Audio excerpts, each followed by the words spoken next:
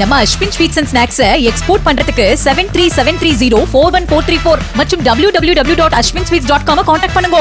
புதுச்சேரியில் காவல்துறை வாகனத்திற்குள் கல் அருந்திக் கொண்டு நடனமாடியதாக வீடியோ வெளியான நிலையில் அந்த வீடியோவில் இருந்த ஏனாம் காவல் ஆய்வாளர் ஆடலரசன் சஸ்பெண்ட் செய்யப்பட்டுள்ளார்.